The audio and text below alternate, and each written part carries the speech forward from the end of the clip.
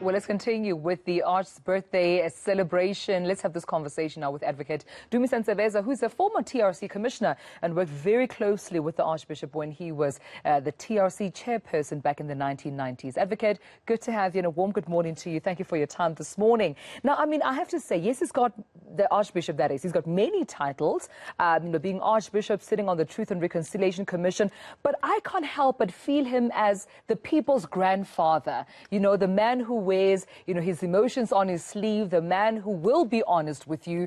But how do you know him as, especially given that you've worked so closely with him? I think you have described him very accurately by saying all the things that he is.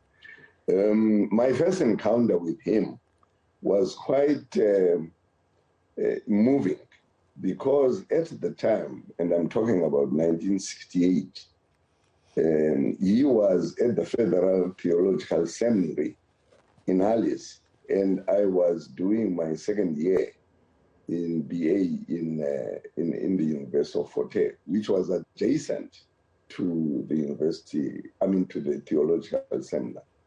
And I won't run the entire story, but he used to come and preach to us. And, some of the way in which he preached have found expression by me in a book chapter. The title of the book is Tutu as I Know Him, and various people contributed to that. And but I can just single out of the experience that I had, that when in 1968, I had the misfortune of being convicted for having, painted on the walls of the university slogans that were dismissive of the university rector. Then we were convicted, and Desmond Tutu, on hearing of the fines that we were supposed to be paying, raised money for us, and we were freed from jail. And what is more, when we were expelled from Fort Hare as a result of that, he organized money from the University Christian Movement, and that is the fund. Those are the funds that assisted us, right? Certainly me, in completing my degree. So when I got to the Truth and Reconciliation Commission, it was a renewal, and I got to know him very intimately during that period. Oh, man. What would then your 90th birthday message be, though, Advocate, at this time? 90 years of age is quite a gift, quite a milestone for him to reach. What a privilege. What would your birthday message be?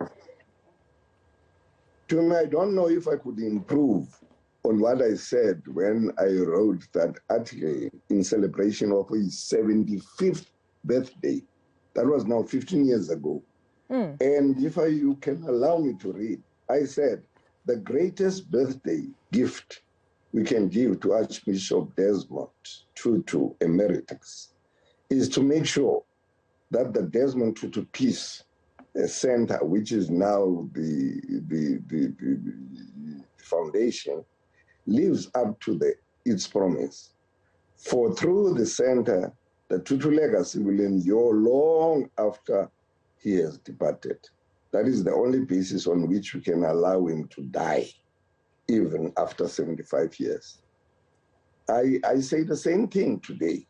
And, I said, ngamafutshane ke ndithi kuwe xhego lam tshotsho ubekho ukwanda kwaliwa ngumthakathi uze ukhule ude ukhokhobe wena jalamba katshezi wena njilo kawaselwandle wena nkonjane emnyama ebhabhe emafini ncinci. I don't think I can improve on that. And everyone says, aye. Well, thank you so much. Advocate Dumisa Ntsebeza, I couldn't have said it better. Thank you so much for speaking to us. A happy birthday to the Archbishop Desmond Tutu, 90 years. It doesn't even look like he has aged at all. I wonder if he's having cake for breakfast. You're allowed to have cake for breakfast, Arch, you really are. So that was just one of the birthday tributes, but of course we want to hear from you and your birthday tributes. And it can be a fun one as well. Just send them to upload.enca.com, and we'll try and get a few of those on air a little bit later while the Arch tunes in, enjoys his breakfast as having cake for his 90th. We're back in just a moment.